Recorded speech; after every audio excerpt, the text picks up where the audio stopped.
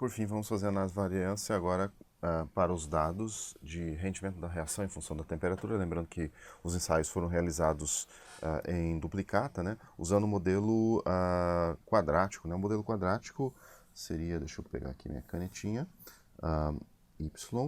Então, se eu quer estimar o rendimento numa determinada temperatura, numa temperatura I, vai ser igual a B0 mais B1 temperatura mais B2 temperatura ao quadrado. Lembrando, você tem 9 níveis, né, de temperatura, 9 níveis. Você tem, deixa eu ver aqui, N igual a 18 ensaios, e o modelo com P igual a 3 parâmetros, né? São eles B0, B1 e B2, né? Então, você tem aqui a tabela da análise da variância, né? Então, aqui você tem a soma quadrática de regressão e a soma quadrática em torno da média, né? Para calcular o R quadrado, né? Quanto por cento da variabilidade dos seus dados é explicado pela reta de pela curva de regressão nesse caso, né? Então, regressão aqui, soma quadrática 1871,61, aqui acabei digitando demais, 8.871,61 dividido por 8.930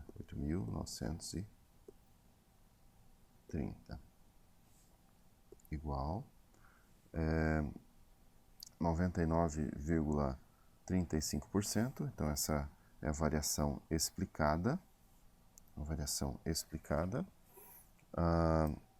Então, uma boa representação do seu conjunto de dados, né, pelo modelo polinomial, né? E a porcentagem máxima que você poderia explicar da variância dos seus dados é 99,5%. Por quê? Porque você tem um erro puro aqui, o erro você não consegue explicar, o ruído você não consegue explicar pelo seu modelo. Como é que eu chego a isso aqui?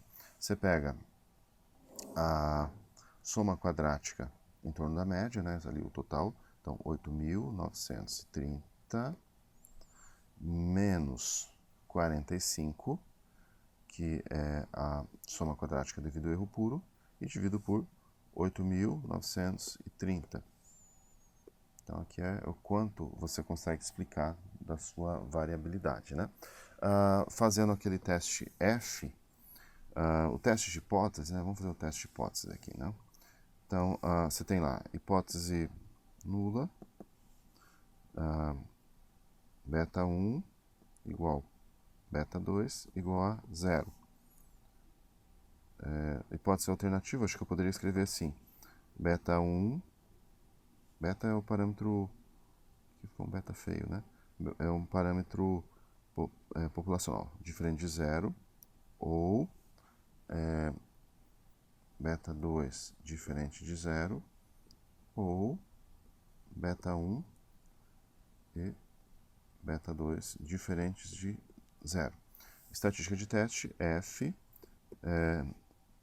média quadrática de falta de ajuste. Então, você está testando se tem falta de ajuste o seu modelo para esse conjunto de dados, sobre média quadrática devido ao erro puro.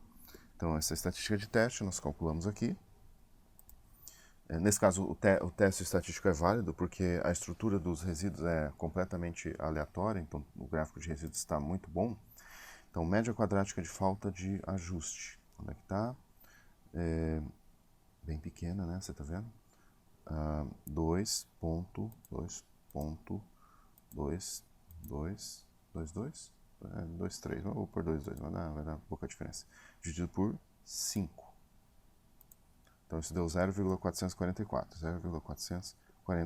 Você compara isso com o valor crítico você pega na tabela, no numerador você tem 6 graus de liberdade, que é um modelo quadrático. No denominador você tem 9 graus de liberdade.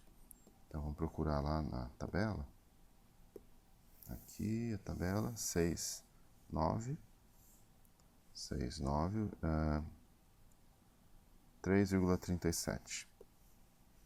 3,37. Então você vê que não caiu na região crítica, mostrando que efetivamente esse modelo não tem falta de ajuste. Vamos dar uma olhada aqui no código. Acho que eu posso limpar tudo aqui também para começar meio que do zero, né? Limpar aqui também e lembrar o que a gente fez até agora, environment. Você tem aqui os objetos, né? Vou limpar também. E vamos lá para o modelo quadrático. Eu deixo o código para vocês aí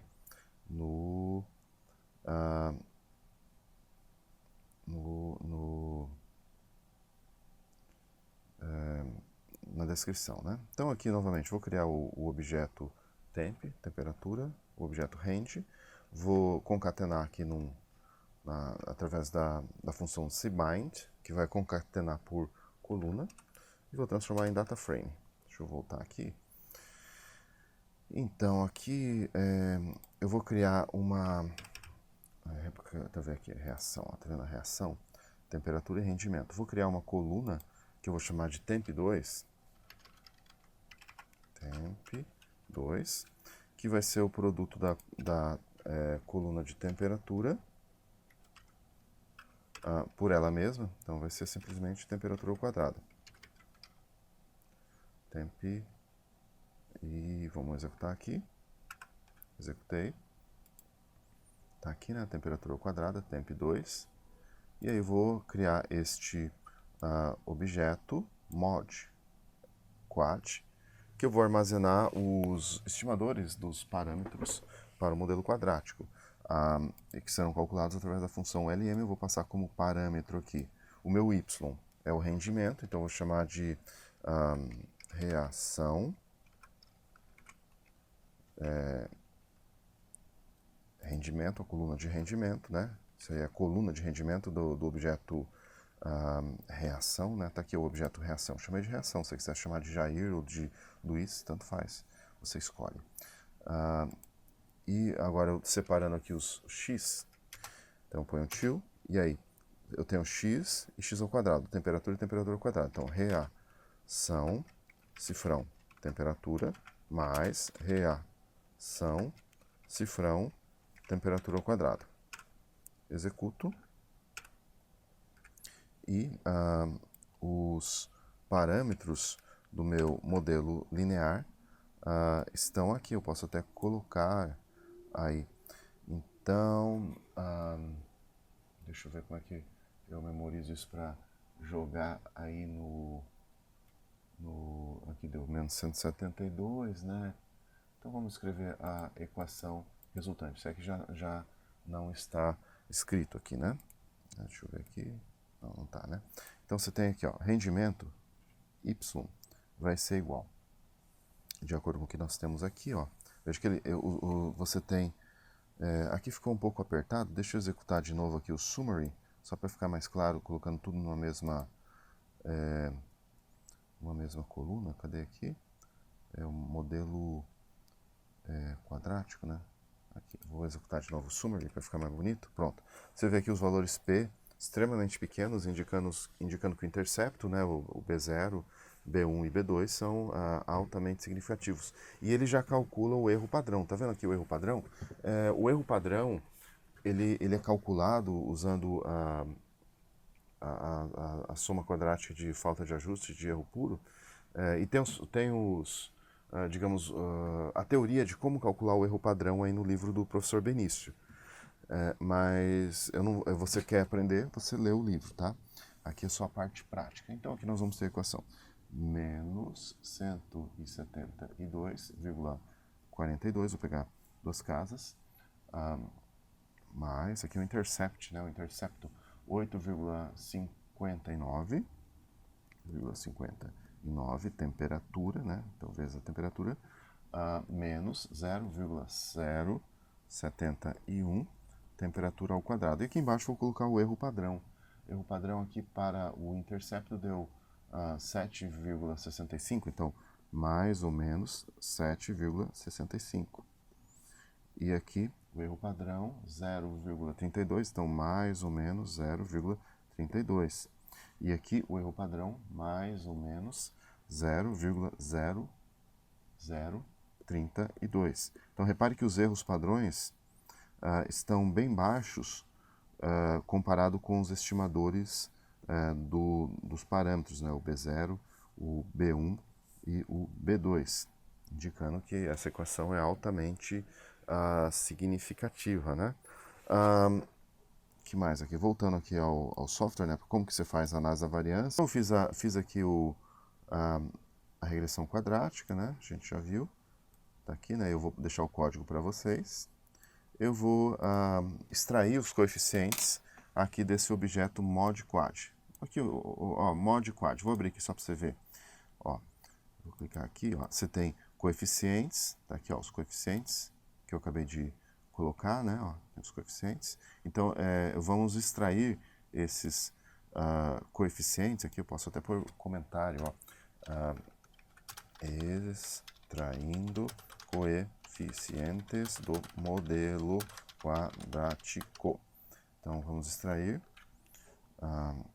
executar essas linhas. E aí, eu vou graficar aqui os dados originais. Então, deixa eu pôr aqui temperatura, né? Reação, temp e reação, rendimento, né? Esse gráfico a gente já viu, né? Então, tá aqui. Repare que você tem os pontos, para cada x tem 2 y, né? Para cada temperatura, 2 rendimentos. E aqui com essa função curve, declarando aqui a função quadrática, tá vendo que eu declarei a função quadrática? Eu vou adicionar essa curva, uma coloração vermelha, neste gráfico de pontos. Então vamos ver como fica. Olha, ficou bonito, não ficou? Posso pôr legenda se eu quiser e assim por diante. Posso obter os resíduos. Deixa eu jogar os resíduos aqui para cima, só para a gente analisar. Ctrl X aqui. Vou jogar os resíduos aqui para cima. Resíduos, então. Deixa eu ver aqui. Calculei. Plot, reação X. É a temperatura. E aqui também a temperatura.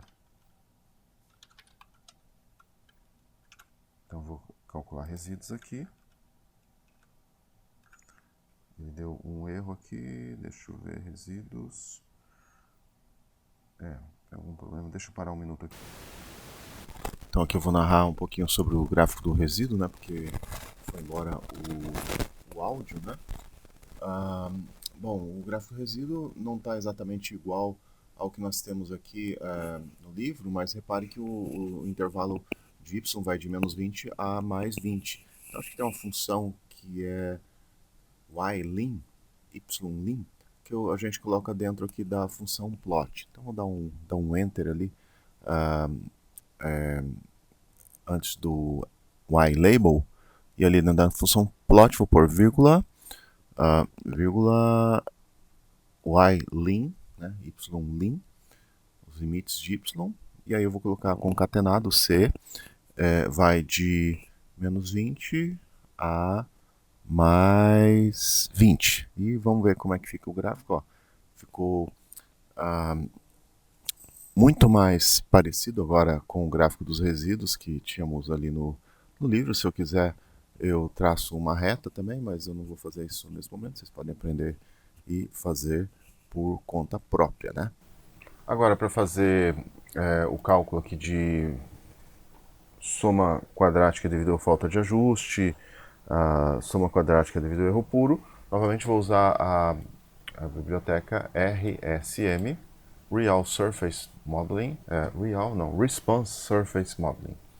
Com a função RSM, eu estou criando esse objeto aqui, mdquad underline RSM, modelo quadrático underline RSM, o objeto que eu criei. Se você quiser chamar esse objeto de Jair ou de Luiz Inácio, tanto faz, você que põe o nome dos seus objetos.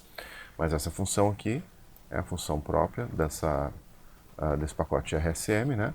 Aqui na fórmula, o meu y é o rendimento, depois aqui o x, opa, aqui fiz uma inversão, depois eu ponho til, e aqui eu ponho FO. FO quer dizer First Order Modeling, e aí eu tenho aqui o eixo da temperatura, e aqui o eixo da temperatura ao quadrado.